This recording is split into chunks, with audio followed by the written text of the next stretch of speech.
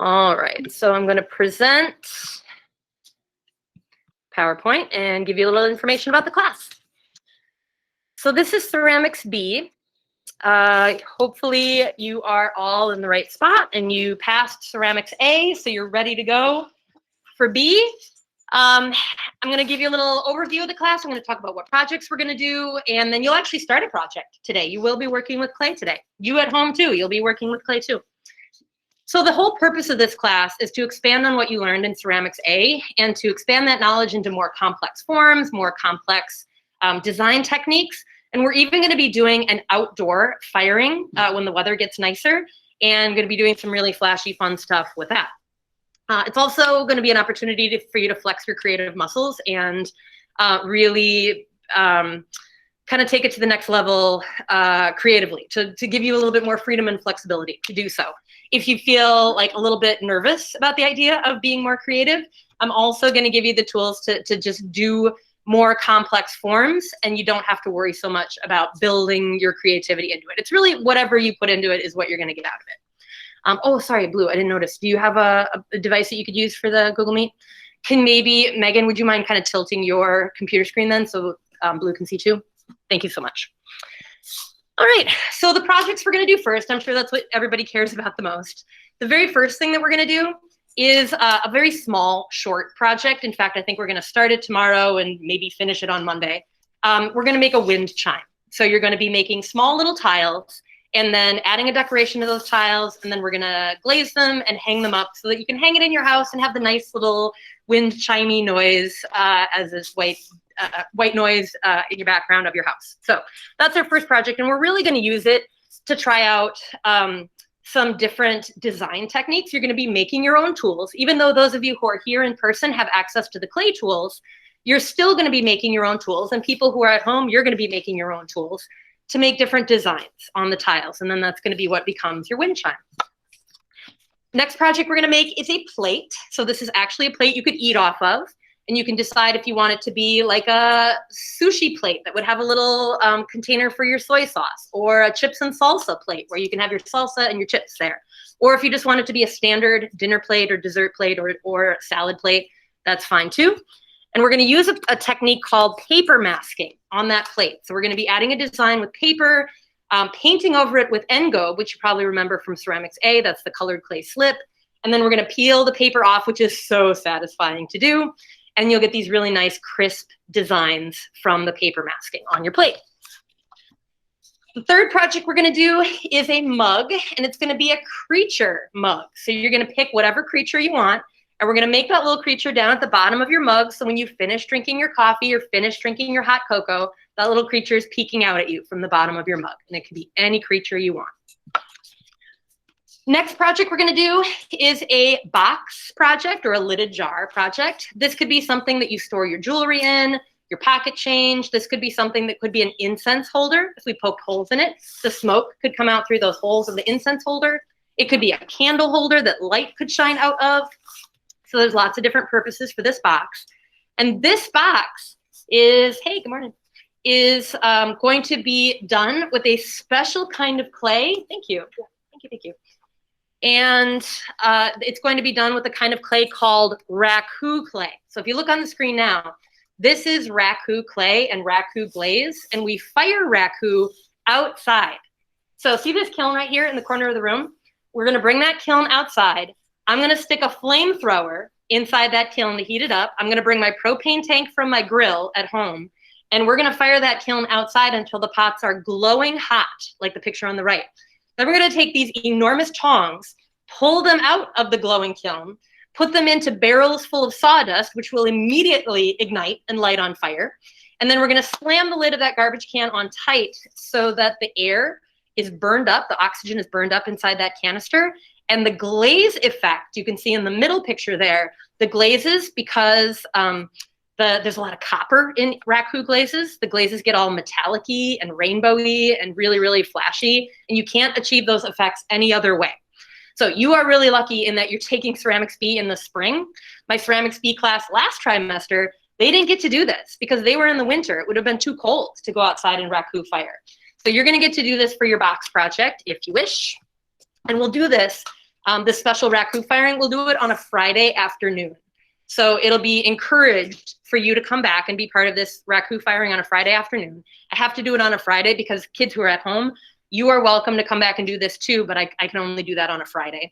And so then we'll spend the afternoon when it's nice, mid-April, doing this raku firing outside. Your final project for this class will be a teapot. You're going to be making something that's a serving vessel that you could serve tea out of. This would not be a teapot you would put on your stove top to heat up the tea. The clay would crack if you did that. This would be a vessel that you would serve the tea out of, not necessarily warm it up in. And that'll be our final project for Ceramics B. Now, the people who are at home, a couple notes for you, and then I'll focus on the people who are here. So you have mandatory Google Meets every day. People who are here in class, sometimes I'll ask you to jump on the Meet, sometimes I won't. But people who are at home, every day Google Meets, even Fridays.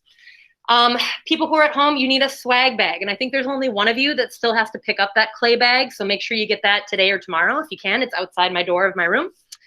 People who are at home, you need a towel, a notebook, plastic grocery bags, an old ID or a gift card, strong tape, and a pencil or a pen to help set up your home studio.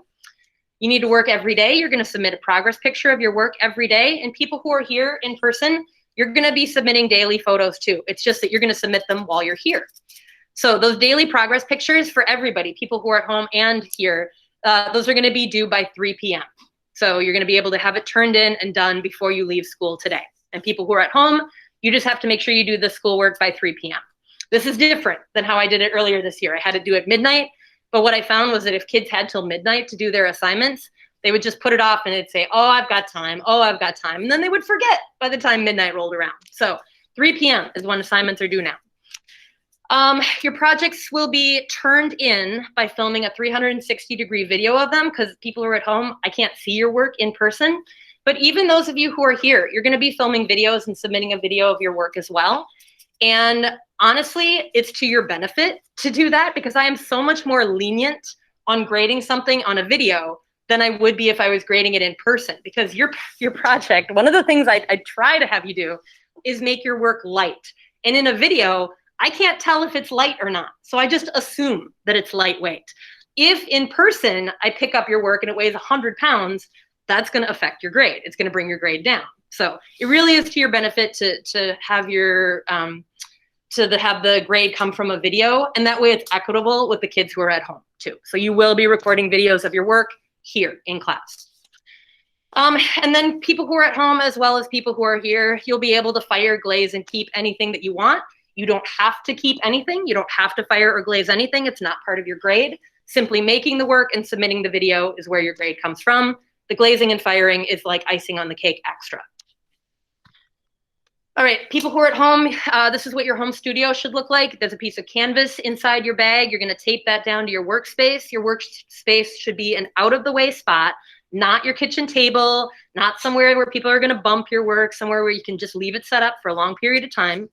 Easy to wipe, easy to clean. If you move between houses, I would recommend maybe having a tote bin and have that be your mobile studio. Tape your canvas to the top of the tote bin, put everything inside.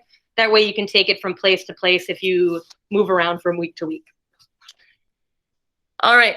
Also, virtual students, please note, look at the picture. You have two kinds of clay in your swag bag. You have a bag of stoneware, which is the majority of what you're going to use. And you have a small Ziploc bag that's labeled Raku. So the Raku clay is only for the Raku project, which is the box project, which is your 4th project. So don't open that Raku bag until I tell you to. We're always going to use stoneware until we get to that box project. And people who are here, I'm going to have both clays for you here, and I'll tell you about where each of them are as you need to know. Okay, for the people who are here in person, all your clay work is going to be done here. You don't need a home studio. You're not going to be working with clay on Fridays. So all your assignments are going to be due on Thursday before you leave for the week. This week is the exception because obviously we have school tomorrow. Did you all know that? It's not Flex Friday tomorrow, it's in school tomorrow. So you'll be here tomorrow, you'll be working with clay tomorrow, but usually you won't be here on Fridays and you won't be working with clay on Fridays. You're gonna need your Chromebook every day. Sometimes it'll be to record the video of your work because I recommend recording the video with your Chromebook so you're not eating up a bunch of memory on your phone. Some days it'll be to log into your Google Meet. So just make sure you have your Chromebook every day if you can. You will be required to join the Google Meet on Fridays, people who are here in person. So on Fridays, there'll be a mandatory Google Meet for everybody, and that's how I will take attendance. Just so you're aware, for like days like today when you're in person, I'll take attendance if you're in my classroom. So if you're an in-person person, but you are not here at school for the day, but if say you log into the Google Meet that day, I still can't mark you as present. So I'll still mark you as absent if you're not in the room. That's the rule I was given, and so that's the rule I'll follow. You will also submit daily progress pictures. You'll also do the videos, and you're gonna need to bring in 2 things for class tomorrow. You're gonna need to bring in a notebook that you can keep here in the classroom, and you're gonna need to bring in a roll of paper towels, please, because we can't use those cloth towels like we normally would, because obviously if everybody in the class was using the same towels, that would represent a big like germ issue. So instead we have a roll of paper towels by the sink, and so those get used up within a day, like a whole row, or a whole roll is sometimes used up in an hour. So I need more paper towels to be brought in so we have enough to use for the whole trimester. So please remember, for tomorrow, bring a notebook and a roll of paper towels. So your assignment for today, I'm going to demonstrate this for everybody, for those of you who are here and also the people who are at home. And then you're going to, people who are at home are going to get to log off, and then you'll have time to do the assignment for today. And then people who are here in person, you're going to do the assignment here today. So what you're going to be making is fortune cookies. You're going to learn how to make fortune cookies today, but we're going to make them out of clay. And the fortune cookies are not going to end up being kept. We're going to make them today. We're going to let them dry out. And then we're actually going to use them to make slip. We're going to slake them down and use them to make, everybody's going to have their own personal container of slip. So we're not sharing slip containers. And so we're making the fortune cookies today to be able to turn them into slip probably on Mondays when they'll be dry enough. So your assignment, just to be specific, you're going to learn how to make fortune cookies. You're going to create at least 3 fortune cookies today. And once you know how to make them, you'll realize they're very quick to make. And then when you have your 3 fortune cookies, you're going to snap a picture, either with your phone or your Chromebook. Either one is fine. And you're going to upload that to Schoology by 3 p.m. And then you're going to get a locker. People who are in person, you're going to get a locker beneath where you sit. There are lockers. And so you're going to keep your fortune cookies in the locker, and all your other projects will end up being kept in your locker. And then we'll melt them down on Monday when they're dry enough to melt. Okay. So I'm going to demonstrate now. I'm going to stop sharing my screen. People who are still here, or people who are here in person, stay on the Google Meet, because I'm going to demo up here, and you'll probably be able to see better on your Google Meet than you will, just being in the classroom. So, except you guys will see well from up here. So I'm going to go to my little workstation. Tatum, you're close to the lights. Would you flip on all the lights, please? Thank you. This is my little mobile PlayStation. It's a pottery wheel on wheels. It's so great. All right. So this is going to be what I need for today. I need my stoneware clay. I need a cup, and everybody has in front of them a cup on the table. People who are at home, you have a cup that looks like this. You're also going to need some sort of cutting tool. People who are at home, you have toothpicks. People who are here, you have needle tools, and I'll show you where these are after the demo. So I'm going to take and open up my clay. And, you're also going to need, let me think about this. You people who are here, you're not going to need this. But people who are at home, you're going to have your wire cutter tool, which is in your Ziploc baggie of your swag bag. And I'm going to cut just a really small amount of clay. So I'm just slicing off the very top layer of my block and sealing it back up again, because the worst possible thing you could do is let your clay dry out, because then you'd be up a creek and you wouldn't be able to do any more clay work. You're going to wedge it. So people who are at home, you're going to make your wedging table at home where you've taped your cloth down to the table. And you're going to ram's head wedge. People who are here in person, there are 2 wedging boards now that you're going to be able to use. I'll show them in a second. And so just as a reminder, ram's head wedging, first thing you're going to do, slam it down a couple times. Then ram's head wedging is pushing the clay away with your palms, turning it back toward you with your hands. So it's like a, what would I call it? It's like kneading bread dough if you've ever made bread, but it's like pushing it away and turning it back like a tidal wave coming back toward you. And that's how you mix it and make that ram's head kind of look. The terrible ram's head. So once I've wedged my clay, I'm going to stretch it out and make a slab. So we do have a slab roller in here, but honestly, I'm going to show you a technique that's way quicker. And people who are at home, you're going to use this technique. You're going to take that piece of clay and you're just going to throw it diagonally on your wedging board. And people who are here, you're going to be able to throw it diagonally at your table where you're working. So just throwing it diagonally, and then I'm going to pick it up, and I always turn it so a different direction is facing forward as I throw it diagonally. So this is going to allow me to stretch the clay pretty evenly. So if I'm always throwing a different edge forward, it'll stretch pretty consistently. So now this is about, oh, it's less than 1/8 of an inch thick, I would say. And that's kind of what we want. And if it's not super consistent, you know, practice making it consistent. Try and feel for the thick spots and then throw that spot facing forward away from you. Okay, now you need your cup. So I'm going to take my cup and I'm going to use my toothpick or paper clip or needle tool, and I'm going to cut out 3 circles if I can. So I don't quite have enough room to do my second and my third circle. So between my first and my second, I'm going to remake my slab. For the people at home, I'm trying to get you guys to be really efficient with your clay. For people who are here, I mean, you kind of have unlimited clay, honestly, so it's okay if you need to go back and get more clay, but I'm trying to be really efficient here. So I'm going to use every last little bit to the best of my ability. And I think it's going to be, holy smokes, that is just about perfect. Oh, almost like I've done this a time or two before. All right, so I have my 3 circles. I would next grab my small sponge. People at home, you have this in your swag bag. People who are here, there are small sponges by the back sink in a little green bucket. My sponge is not wet, so this isn't going to work super well for me. But you would smooth the edges of all your circles. Since my sponge isn't wet, I don't really have the ability to be able to do that. I'm just going to try rolling it on my table to kind of clean it up a little bit. You'll have to do a better job than I am. So now this is where the magic comes into it, the making fortune cookies magic. Has anyone made fortune cookies before? So you know this process? You have? Yeah, you have. So it's really simple. I had this in my head that it was really complex, but it's not complex at all. So you're going to take your fortune cookie and you're going to fold it in half like a taco, okay? That's step number 1. Then you're going to take the cup that I've given you, and you're going to take that taco and you're going to put the round side of the taco, so the folded side, not the edge side, and you're just going to set it on the edge of that cup, and you're going to bring the 2 points of the taco together like that. And then you just pull it off the cup, and voila, fortune cookie. Right? That is so simple, and yet it looks so cool. It also kind of looks like the Millennium Falcon for my Star Wars peeps out there.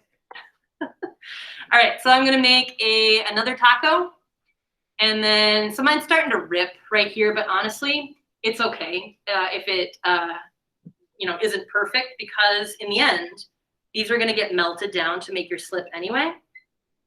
Oh, you know what I forgot? Shoot.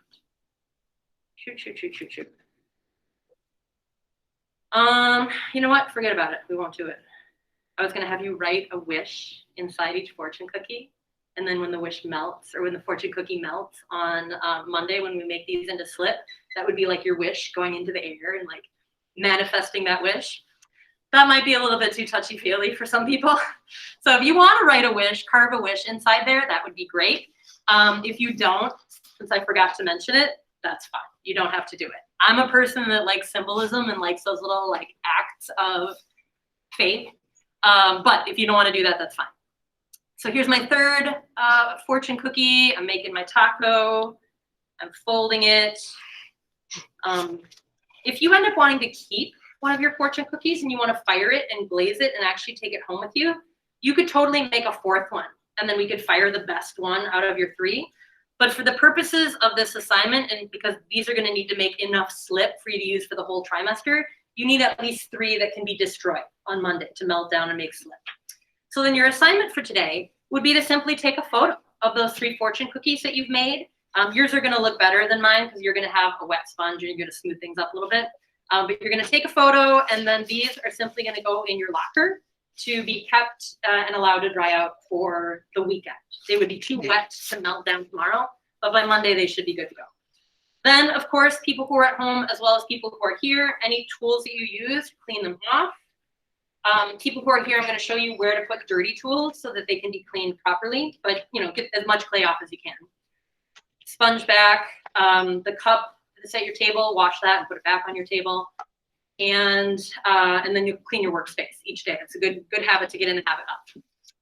So people who are here in person, I'm going to sign off with the kids who are online in a moment. But while you're waiting for me to come back to you and give you more instruction about clay and wedging tables and all that, while you're waiting, please come up and grab one of these purple sheets of paper and choose a locker that's beneath where you sit. And write your name and your hour number and take some tape and tape your name on one of those lockers, and then go back to your seat and wait for me to give you more instruction. Okay, people who are at home. People who are here, you can log off to Google Meet. People who are at home, do you have any questions for me?